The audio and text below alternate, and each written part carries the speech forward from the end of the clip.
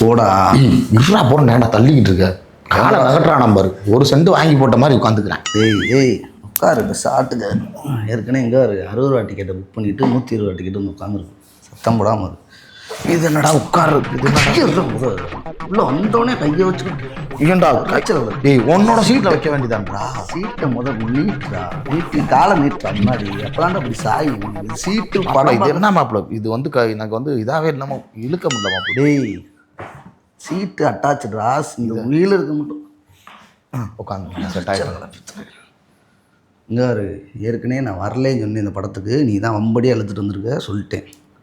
சூர்யா சுத்த சிவா மிரட்டியிருப்பாங்க. படம் போட போகிறாங்க பேசாம நச நசன்னு அது மாப்பிள்ள சூர்யா எழுத்தலாம் என் பக்கத்தில் வரும் மாப்பிள்ள. ஏய் அது 3Dடா, பெரிய மனுஷன் குடும்பத்தோடு வந்திருக்காரு, அவர் மண்டையை போய் தள்ளிக்கிட்டு இருக்க அந்த அக்கா முதுகு தருங்க என்ன. ஏய் சாய்டா படத்தை பாரு. ஏய் என்னடா பண்ணிக்கிட்டு இருக்க? சீட்டை பிச்சுக்கிட்டு இருக்கோண்டா. என்னடா இது சவுண்டு? அங்கே வா அங்கே வா கத்தி காதை கிழிக்கிறாயடா. ஆத்தாடி ரத்தம் வந்துருச்சடா வலிக்குதே. நான் தான் சொன்னேன்ல வந்துட்டு வேணாம்டா விவேக் எடுத்தாள் ஒரு மாதிரி கசகசன்னு ஓடும்டா கத்துவாயடான்னு சொன்னேன், நீ கேட்கல. மாப்பிள்ள விவேகத்து கூட கம்பேர் பண்ணி அப்படியே ஒரு ஸ்டேஜ் விவேகத்தை மேலே ஏற்றலாம் பார்க்குறியா? விவேகத்தோட நல்லா தான் இருக்குது.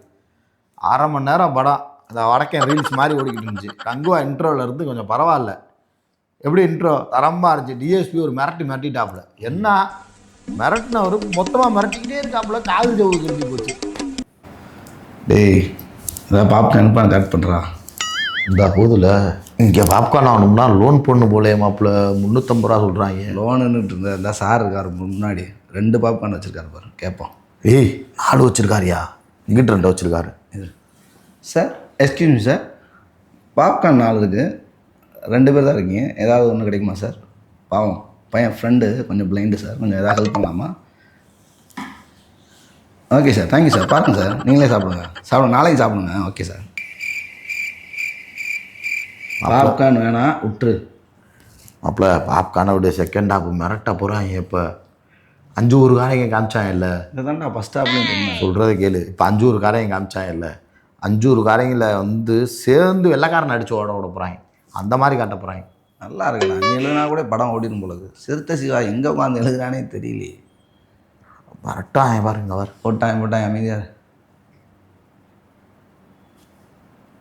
என்னடா என்ன திரும்ப முதல்ல ஆரம்பிக்கிறாங்க? அந்த 2 பீஸை காமிச்சிட்டு இருந்தாங்க, இப்போ அதுவும் இல்லை விட்டு வீங்களா காட்டுக்குள்ளேயே திரியிறாங்க. இந்த ஆள் வேறு பக்கத்தில் பூச்சிக்கிட்டு வந்து கட்டிக்கிட்டே இருக்காரு கண்ணாடிக்கு.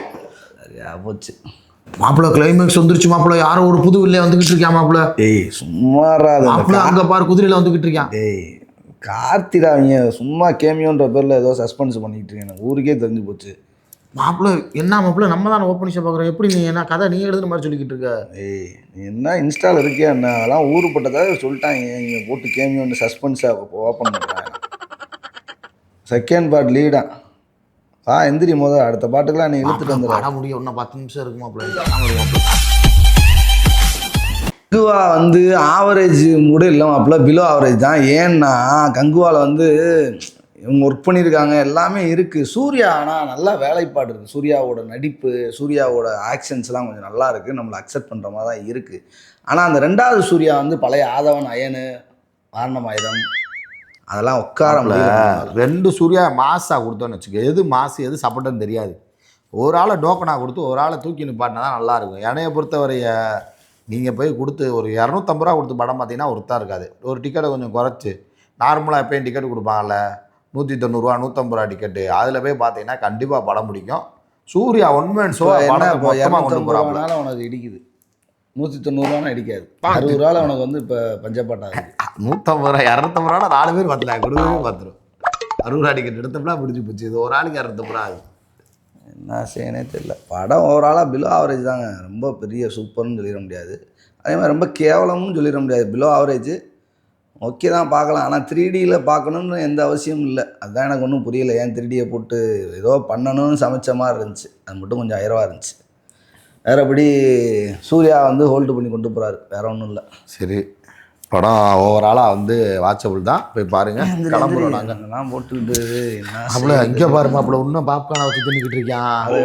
அவன் போயிட்டான் பாரு, நம்ம கேட்டோம்ல தந்தானா இறா அவனை இப்படிதான்டா பல பேர் திட்டுறாங்க சரி நம்மகிட்ட. போ அதை திருப்பி வந்து கேட்டுக்கிட்டு இருப்பேன். வெளியே போ, பையில் வந்து வாங்கிட்டு இருப்பேன். டேய் டேய் விட்றா எம்பிட்ட காசு போச்சு விட்றா.